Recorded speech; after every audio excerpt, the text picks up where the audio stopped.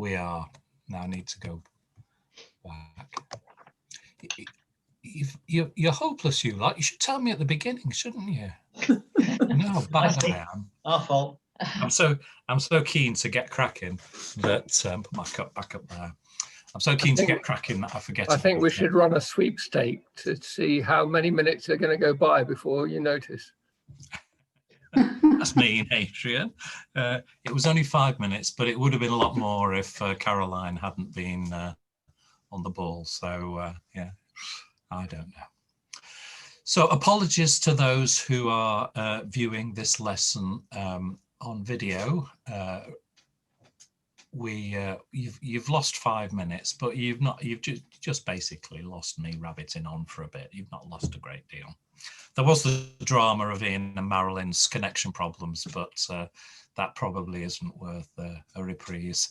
So, to describe a noun that's close to the speaker, so we would say it's exactly the same as it is in English. We'd say this cup, this book, this table. If it's a noun that's further away, we'd say that. So exactly the same as in English and Spanish. So there are complications because, of course, we have a gender issue. We also have a plural issue, but we do the plural in English as well. We say this and these. So in Spanish, basically, we've got to learn this and these, just the same as English. And we also have to learn a masculine version and a feminine version. And this is what you can see on the screen here. So masculine, this, este, and these, estos. In feminine, we would say esta and estas. So that's just the masculine feminine difference to learn. The way we use it is exactly the same in Spanish and in English, which is convenient. So if we're describing a noun that's close to the speaker, say we're actually sitting in the restaurant, I might say, este restaurante es mi favorito. This restaurant is my favorite. We might be standing next to a house. We could say, esta, feminine this time, esta casa es grandísima. This house is enormous. We might have plural, but again, the objects are close to us. So we'd say this and these. So somebody's given us some nice burritos for breakfast. I'm saying, estos burritos son fantásticos. These burritos are fantastic. And feminine, estas. I don't know whether you'd have a margarita for breakfast. Might do on holiday, you never know. Estas margaritas son ricas. These margaritas are delicious. So, este, esta, masculine and feminine, this, and these, estos and estas. It's a bit annoying that they have este and then estos, but you might see why in a minute or two. So we have to learn those. Este, esta, estos, estas. So we now come to things that are a bit further away. Again, we use this exactly the same in English and Spanish. So we'd say that, or if it was plural, those in English. In Spanish, exactly the same, except we have a gender to consider as well. So that masculine is ese, that feminine is esa. Those masculine esos and feminine esas. Now, we're getting quite a few things to remember here, aren't we? Quite a few words to remember. And the best way to tackle this is just to... Eric, sorry to interrupt, but your voice is breaking up a bit. Is Is there anything wrong with the transmission? I'm finding your voice is breaking up a bit on the transmission. Not everybody has gone on mute though, have they? Yeah, let's try going on mute. So let's see if everybody goes on mute. Is it? I'm not sure it's just a mute thing. It sounds like your microphone's playing up as opposed to a problem with the feedback, sometimes it's the feedback and there's a delay. But this time it's actually your microphone. Okay, could be the mic.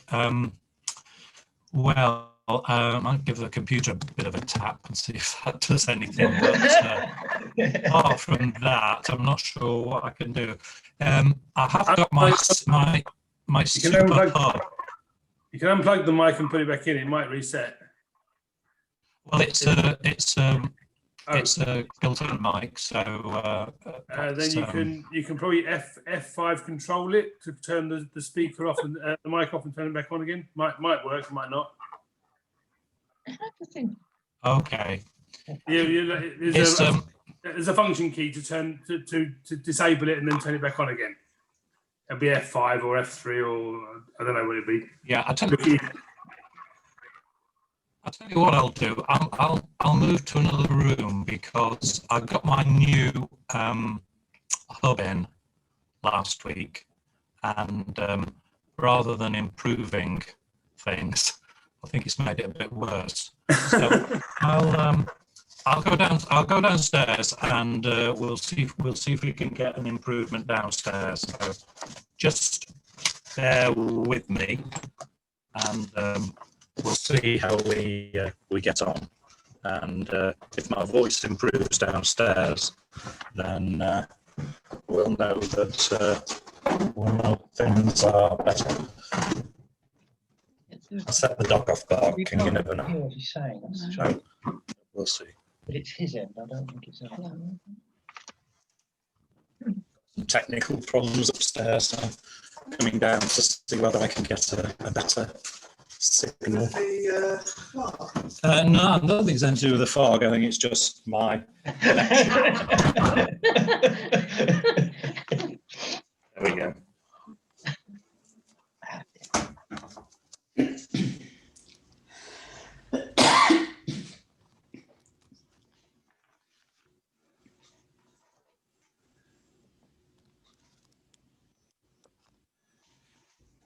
Is that any better?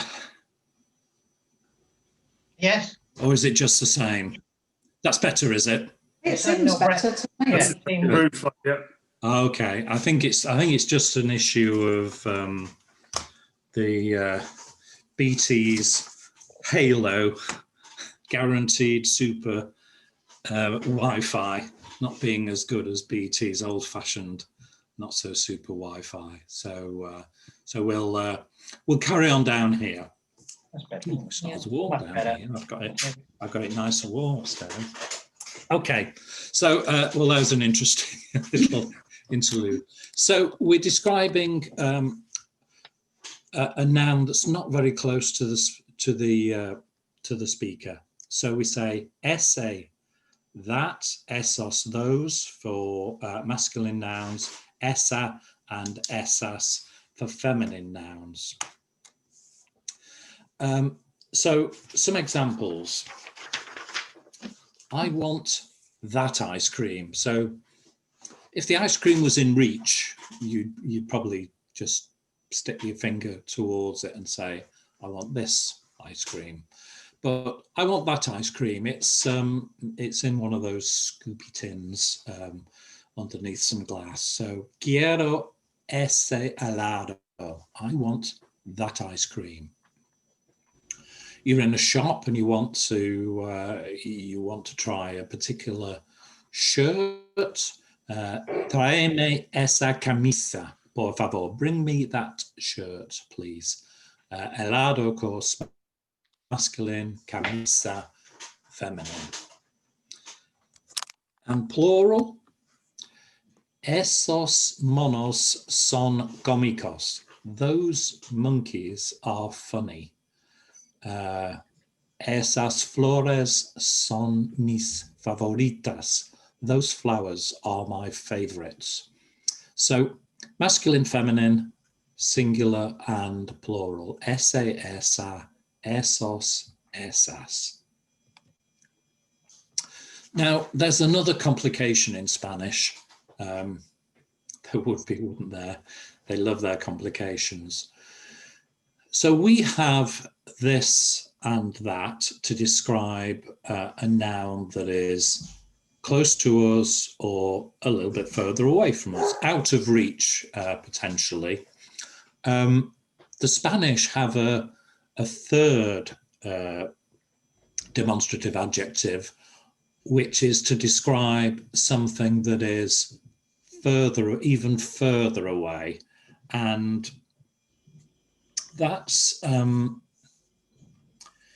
it's very hard to say how far away it has to be to qualify for this third version. I think there's no rules really.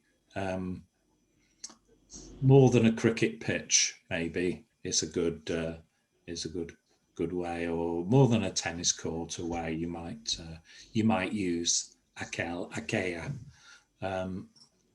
So for something that's over there rather than just there, we use aquel for a masculine and aquellos for masculine plural, aquella for feminine, and aquellas for feminine plural. Let's get some examples. A car is el coche, so masculine. So if we want to say that car over there is very fast, aquel coche es muy rápido. That girl over there is really pretty. I need to be careful here. I'd be described as a dirty old man for this, but that girl over there is really pretty. Aquella chica es muy guapa.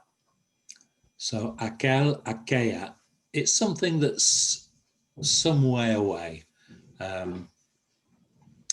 Though, and plural, those buildings over there are the oldest in the city. A building is edificio. So aquellos edificios son los más viejos de la ciudad. Those clouds over there bring the rain. Aquellas nubes llevan la lluvia.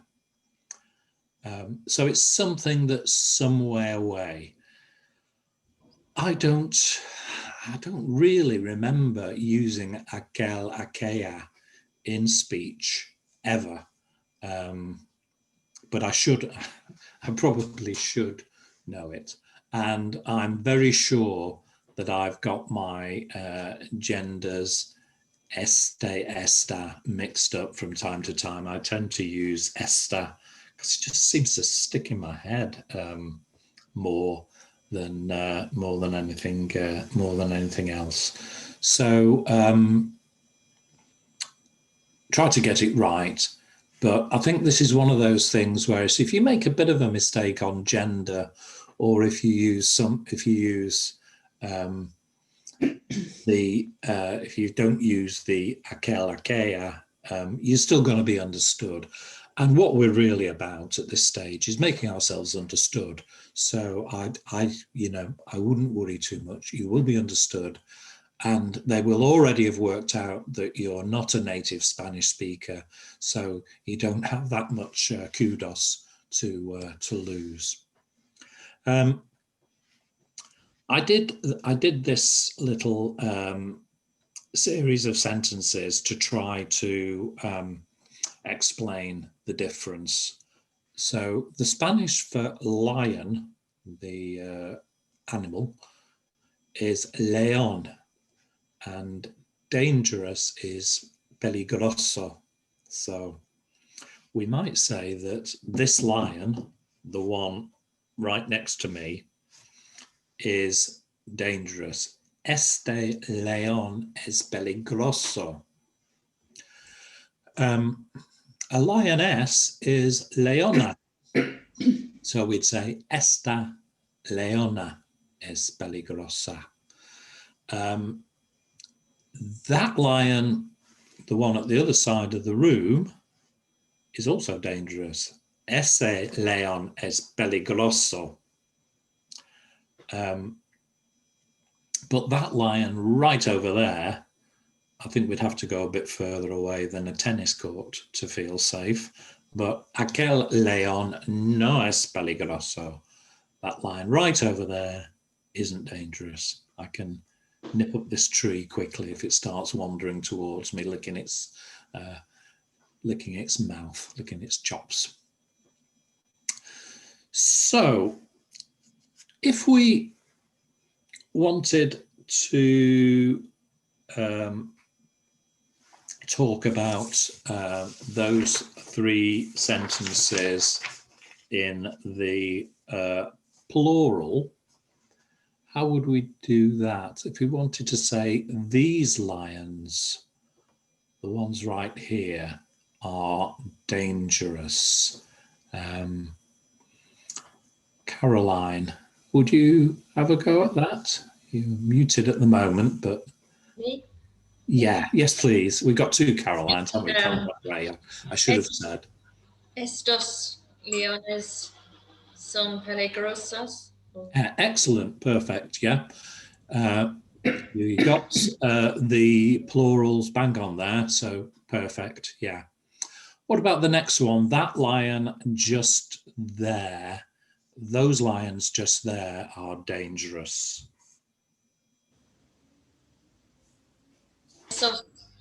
Esos leones son peligrosos. Muy bien, muy bien. And the last one? Aquellos leones no son peligrosos. Yeah, perfect, yeah. The double L in aquello is needs that y sound. So we wouldn't say aquelos, we'd say aquellos.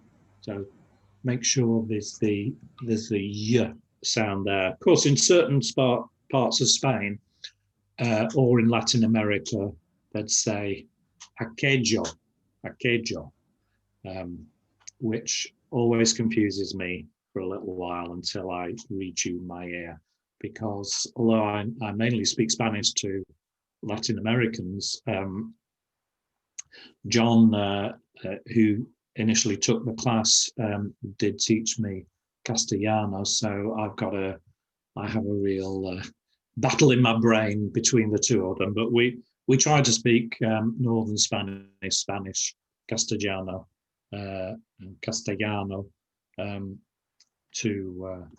in this class.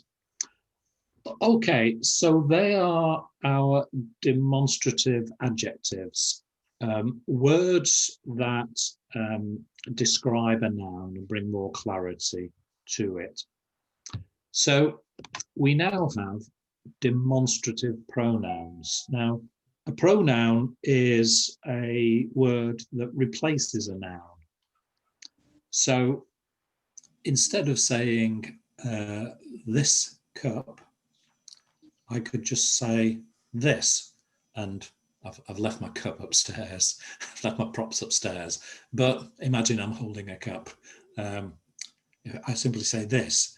It's perfectly obvious what I'm talking about because I'm waving it around, or I'm pointing at it, or we've been talking about it, so you know which noun we're talking about. So you don't need to say this cup, you can simply say this. Imagine there are two cakes, pasteles. We should all know the Spanish word for cake, I think. Somebody asks you which one you want. You'd simply say, this one, please, or that one. In which case you could simply say, este, por favor, or ese, por favor. they're both demonstrative pronouns. They are exactly the same as demonstrative adjectives these days, but they replace rather than describe the noun. So that's the difference between them. There we go. Let's have a look at some examples. So before I do that, you may see the demonstrative pronouns written with an accent. So let's have a look at the three versions that you might see here. We have está, which is the conjugated version of estar for he is, she is, it is, you are, if we're talking formally, está, and we have an accent on the final letter. This as a demonstrative pronoun, feminine, está, no accent. Now, when it was a demonstrative pronoun rather than a demonstrative noun, the Spanish used to distinguish between the two with an accent on the first letter, on the E. It made no difference at all to how you pronounced the word. It simply meant that in a sentence, in a written sentence, you'd see immediately that this was a demonstrative pronoun, not a demonstrative noun. I think it would have been perfectly obvious anyway. So it was, you know, a question of having accents that weren't really needed, which is annoying, really, when you've got enough to worry about as it is. So those are the three that you may have seen. Nowadays, the accent on the E will be seen very, very rarely. And the reason for this is that the Spaniards have a committee called the Real Academia Española, which is responsible for regulating the Spanish language. And they meet quite regularly. I think Adrian did some research on them and found out that it was 20 old blokes, was it, Adrian? 20 dusty old chaps who sit in a room and meet every so often and pronounce things about the Spanish language. And they do make quite a number of changes. They've dropped a couple of letters from the Spanish alphabet in recent years, and they've also changed accents on demonstrative pronouns. The thing is that I think this is great because it does make things a lot more simple. You don't have to worry about adding them. But the thing is that we quite often read a book that's 5 or 6 years old, and you will still see them. And if you didn't know about them, you might think, what on earth, this word with an accent on the E? This doesn't make any sense. Also, if you've got older versions of Word, Word may stick one in or tell you need one if you don't. So upgrade your Word or read modern books. You won't worry about it. So the differences are between demonstrative adjectives and demonstrative pronouns. ¿Quieres esta manzana? Would you like this apple? Or ¿Quieres esta? Would you like this? Pretend I'm holding an apple. It's obvious what you're asking. So you don't need to say apple. ¿Quieres esta? But you do need to know that whatever you're holding or pointing to, you do need to know whether it's masculine or feminine, and you do need to know whether to say está or este. So it's complicated, isn't it? Another thing that we have to worry about. I didn't tell you how bad this lesson was going to be, because if I had at the start, you'd have all disappeared. We also have masculine and we have feminine, but we also have gender neutral demonstrative pronouns. And this is used for something where a gender might not be obvious, or there isn't a gender to describe, or you don't know what you're talking about, so you don't know whether it's masculine or feminine. So you might say esto, this thing. ¿Qué es esto? What's this? Obviously you don't know if it's masculine or feminine because you don't know what it is. So use esto. And the same thing, that, eso. This, esto, that, eso. So eso no me gusta. I don't like that. That's where you'd perhaps use the gender neutral. And the same for a thing that's longer away. Aquello, that thing over there. Aquello fue un milagro. That was a miracle. I don't think I've ever used a gender neutral version of aquello. It's I can't think whenever we'd use one, but there is one. So that last example is quite interesting, isn't it? Because un milagro is presumably masculine. It is, yeah. And so would it be wrong to say aquel fue un milagro? Or? Yeah, it's it would be perfectly right. In honesty, Adrian, I was struggling to think of an example where you would find a gender neutral thing that's a long way away that you don't know. You could, I think, you could use it. I dreamt this one up and I asked Lucy if it was okay, and she ummed and ahed about it and said, well, it probably is because it's a bit of an abstract concept. You're not sure about it, so you could use it, but it isn't ideal. And I couldn't think of another one. But the word does exist, so it's worth sticking it in one of those cells at the back of your brain that you're never going to access again. I've got loads and loads of those. So that's this and that. I'll tell you what we're going to do. We're going to have a little test for homework, which I'll mail around to you, which hopefully will help you to get these in your head. If you sit as I tried to with a list of them and try to remember them, you've got no hope whatsoever. So the way to do it is a little bit like we tackle our verb conjugations.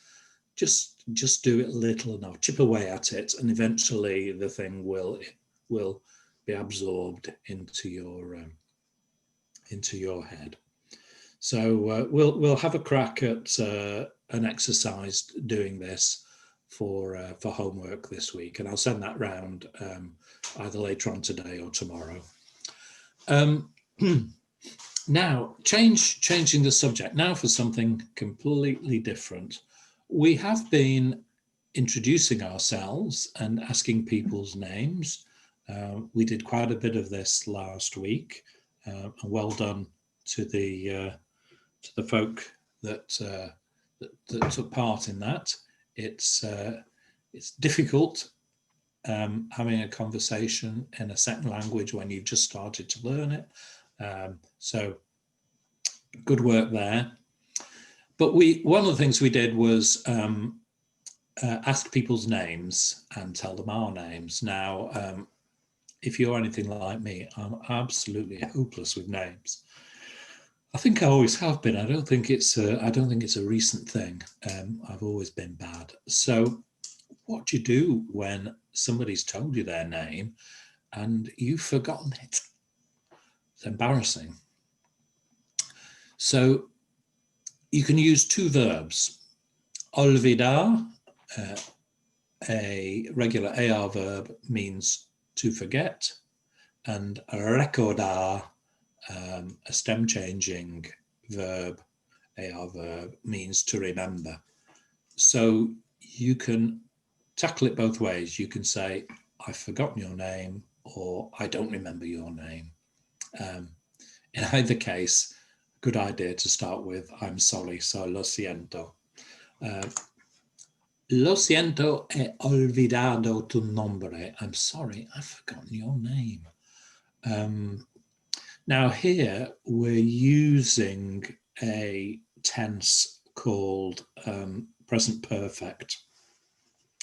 I have forgotten. We say in English, don't we? We use that exactly the same way in English. He olvidado.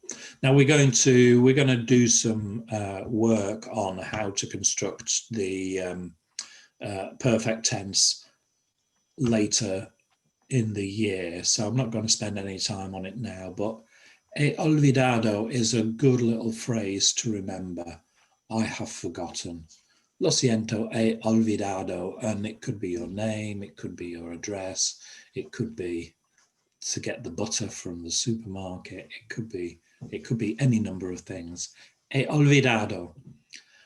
Don't pronounce the H, it's not he or he olvidado, he olvidado.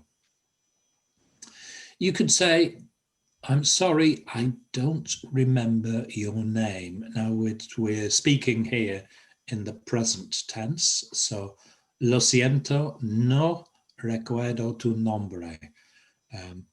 I remember would be recuerdo, and you remember in Spanish to make something a negative, you just put no in front of it. Lo siento, no recuerdo tu nombre.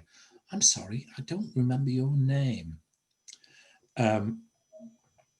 And also, you know, no recuerdo, I don't remember, is useful, useful phrase to have in your little bank of phrases and words to use to build up longer and longer sentences in Spanish. So those two well worth remembering. As is the next one, recordarme. So to remember is recordar. And if you want to say, remind me, you need to use recordar in the imperative. So recuerda is you remind me. But do you remember when we're in the imperative mood, we can hook the pronoun at the end. So you can say me recuerda, or you can say recuerdame, recuerdame. So lo siento, recuerdame tu nombre. I'm sorry, remind me of your name. Useful ones to remember.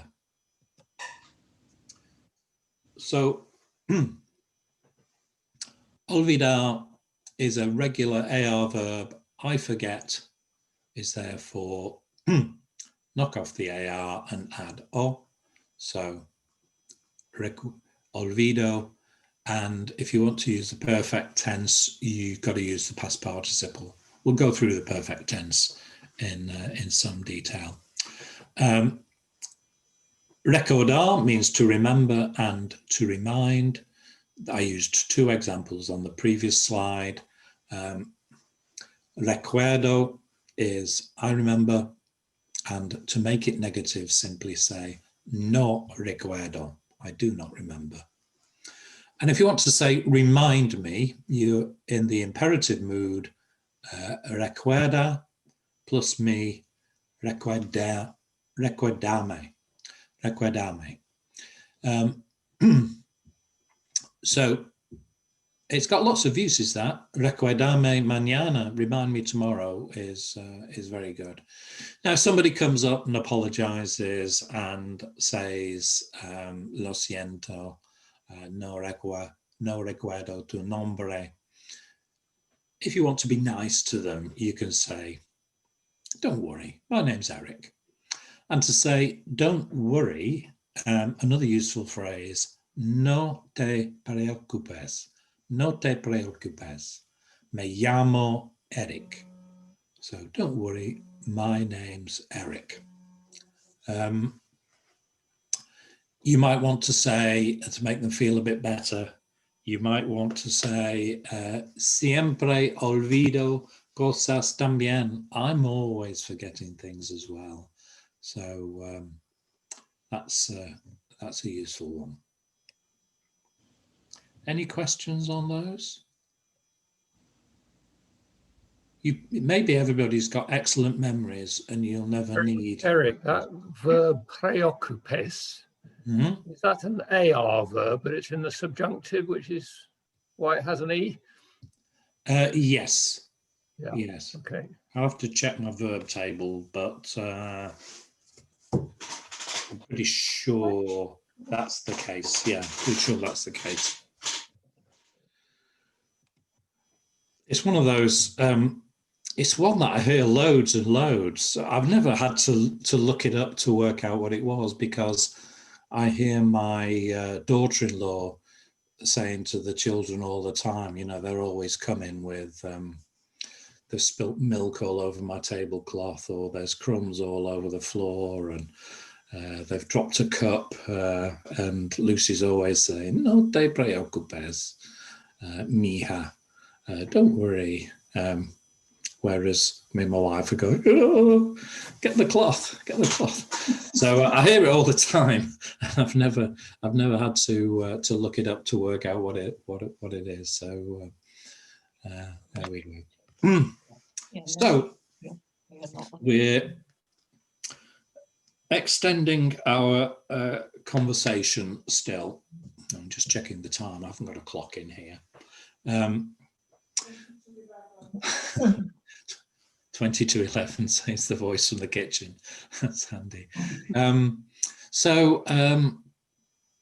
We're extending our conversation. We've been asking people what their name is, where they live, what country they're from, do they speak Spanish? We've asked about their family. Do they have any family? So we've done all of those things. Now, one of the other things that we can do is ask what their job is. What job do you do? I mean, this is a very, actually, this is a little bit like talking about the weather. The Spanish do talk about the weather, but it's not the first thing they talk about, which often it is in England, in English. It's part of our culture. We meet somebody in the street, we say, morning, nice day. And it's just part of our greetings ritual. It's not quite the same in Spanish. They do talk about the weather. And if you said, you know, morning, nice day to somebody in Spain, I'm sure they'd be perfectly happy to talk about the weather, but it's not the first thing they want to discuss. And in Spanish, talking about your job isn't probably something you do to somebody until you knew them a little bit better. So this section comes with a little bit of a health warning. Maybe it's something to ask the second or third time you meet somebody. I think in English, we very often say, oh, what do you do? Because it helps us to, we're quite class obsessed, aren't we, in England? We like to know whether somebody's the same class as us or whether they're a higher or a lower class. And asking what job they do is a dead giveaway as to what class you are.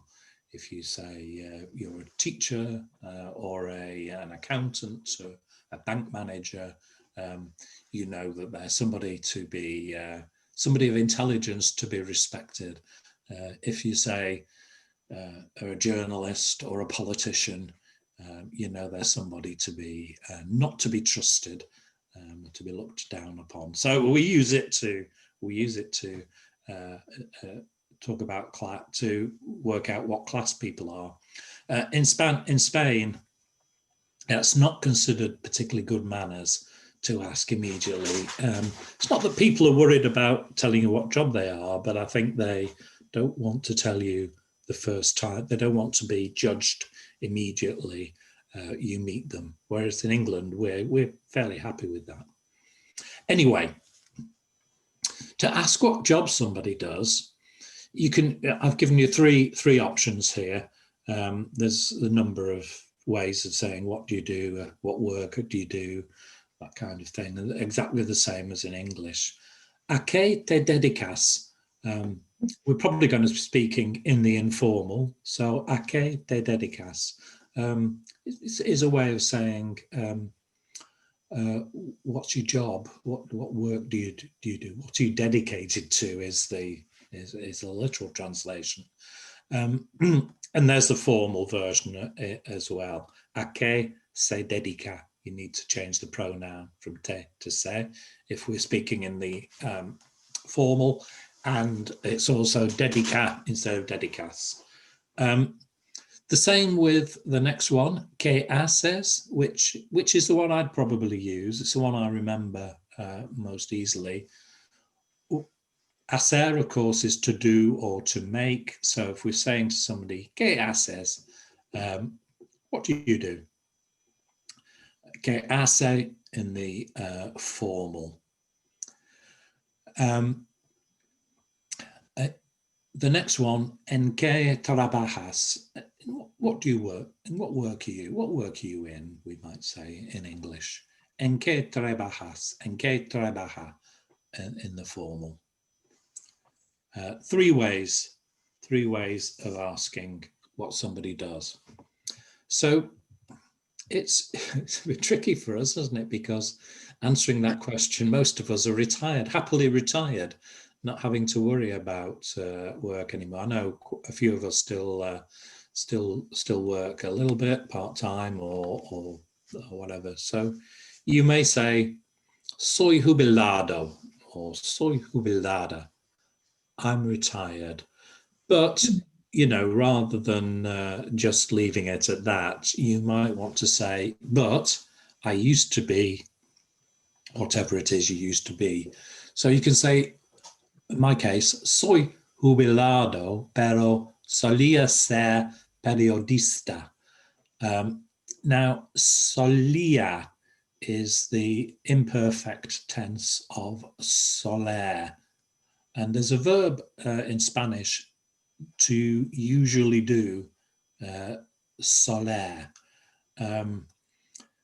So I used to be would be the imperfect tense in English. I used to be a journalist.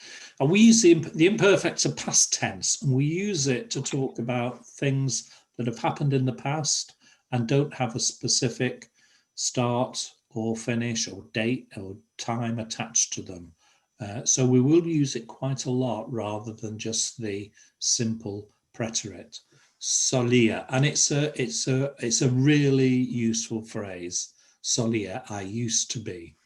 Solía ser, I used to be. Let's have a look. This is the soler, the verb in the imperfect. So solía, I used to. Solías, you used to in the informal. Now, I used to and he, she, or you used to is exactly the same. So solía again. Nosotros solíamos. Vosotros solíais. Hates those you informal plural conjugations. They're always tricky to get your tongue around. Ellos, ellas, ustedes solían. So I used to solía. You used to. You might want to say, did you used to work at Perkins? Solías trabajar en Perkins? You might want to say. He used to work at Perkins. Él solía a Perkins. We used to work in a bank. Solíamos trabajar en el banque. So it's quite a useful little phrase to have in your bank. to help a conversation along. Solía. You might be a bit more vague about a profession, so you might want to say, I work in an office. That's fine, isn't it? Trabajo en una oficina. If you want to say, I used to work in an office, solía trabajar en una oficina. You might want to say, again, a little bit vague, you know, I work as a receptionist, trabajo de recepcionista. That's perfectly okay. You might be working towards something. So I'm studying medicine. Now, we don't often use the present continuous tense in Spanish, but we talked about how we create it a couple of weeks ago. I think we use the appropriate conjugation of a star. So if we want to say I am, estoy, and then we use the present participles, though the ing form, studying in this case. Estudiar, to study. Estudiando is studying. So estoy estudiando medicina. I'm studying medicine. To train, entrenar. So entrenando, I beg your pardon. Estoy entrenando para ser carpintero. I'm training to be a carpenter. I'm studying, you could say estoy estudiando, or you could say estudio para ser profesor. I'm studying to be a teacher. Profesor in Spanish is a teacher rather than a professor. But I think it's also a professor. The most important job of all, me dedico al cuidado de niños. I look after children, or you could say me dedico cuidar de niños. Both mean the same. I look after the children. Now we did have, I did send round quite a long list of jobs. I don't know if anybody managed to find their way through all of that. It was quite a long list. Yeah, And that's my phone. I must apologise for that. I think it was about 6 pages of jobs, and it was quite complicated because there were different genders to look after. So if I normally say, do anybody's job not on the list, and we've collected quite a few jobs that weren't on the list over the years. So a couple of years ago, somebody said, well, I'm retired, but I work part-time as a pallbearer for an undertaker. What would that be? And I had no idea. So I had to look it up on Google and then check with my daughter-in-law to see whether it was right. And she said, oh, yeah, probably is. El portador de féretro. Electromechanical technician, técnico electromecánico. We had a boat cleaner. A cleaner is a limpiador or limpiadora. A boat cleaner, limpiador del barcos. Yeah. We found somebody said they were a dental hygienist. Now, hygienist is one of those words in Spanish that really does test we native English speakers. Higienista dental. La higienista dental. The H isn't pronounced and the G is a H sound. Higienista. I don't think I got it right that time. I'm a computer software tester. What would that be? Somebody said. A tester is a probador. So proveedor del software. Software. I think they'd say software because they've stolen the word. And when we get these English words that are parachuted into Spanish, sometimes they do change them to Spanish pronunciation. Sometimes they leave them exactly the same. I normally ask Lucy, and Lucy normally say it either way. We say it both ways. So I think if you said software, you'd be perfectly well understood. Words that have come from Spanish into English, such as salsa or chocolate, you would find there was a Spanish pronunciation. It might be easier to say trabajo en TI. In Spanish, IT is TI. Eric, Or trabajo en tecnológica de la información. Eric, a question about the boat cleaner. Barcos is plural, so how can it be del? Should it be de barcos? It should be de los barcos. Yes, you're absolutely right. It should be. Or it should be del barco, maybe. But it'd be a cleaner of boats, really. You wouldn't just, I don't think they clean just the one boat. So de los barcos, yeah. You can't apocopape de and L. It would have to be de los barcos. Thank you, Adrian. You're on form today, Adrian. If you De los barcos.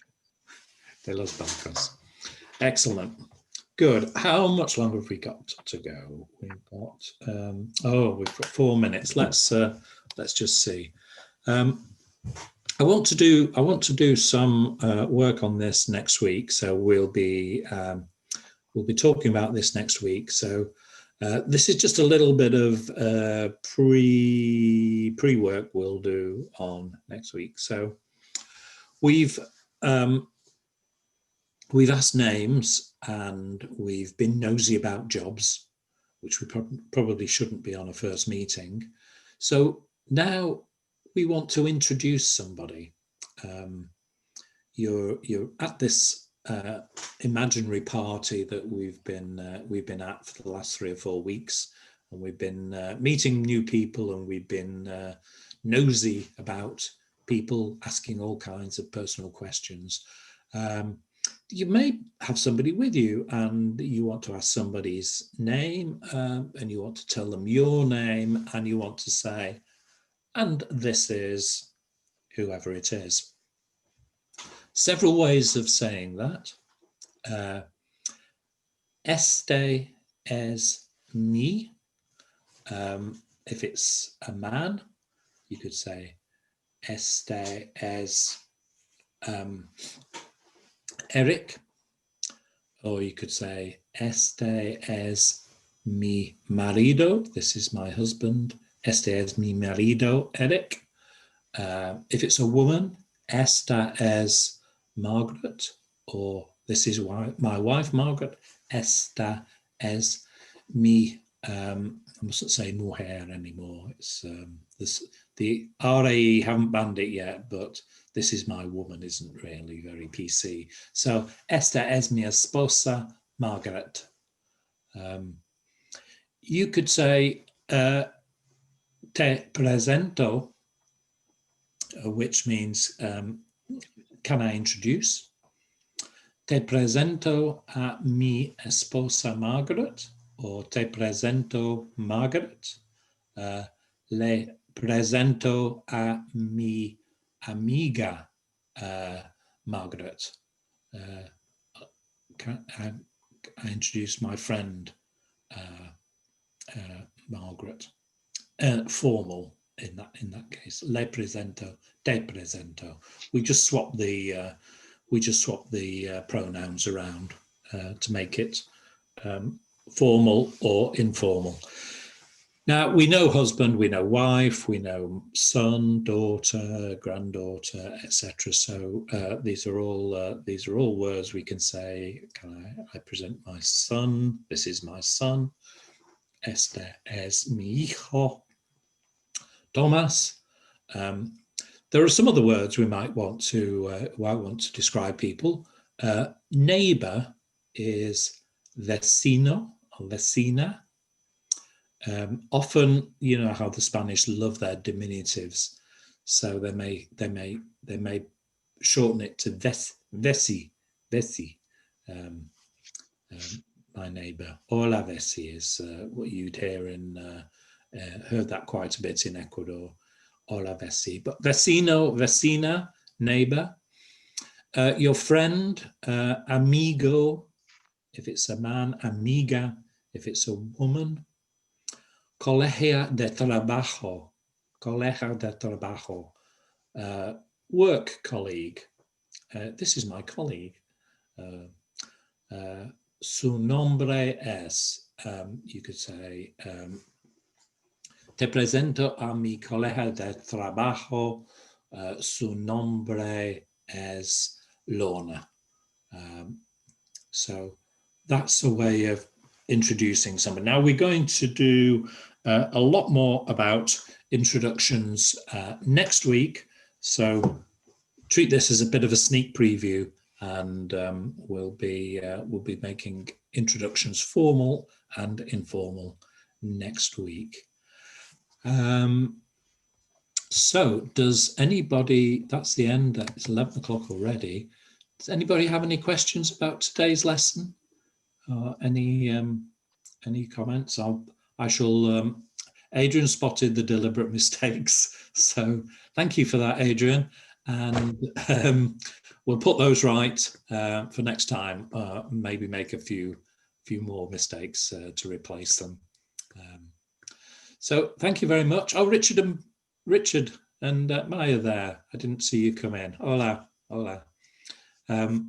So we'll see you all next week. Thank you very much. Two more lessons before Christmas. So we'll see you all next week. Thank you very much. Thank you. Adios. Thanks, Ian. Cheers. Ciao, todos.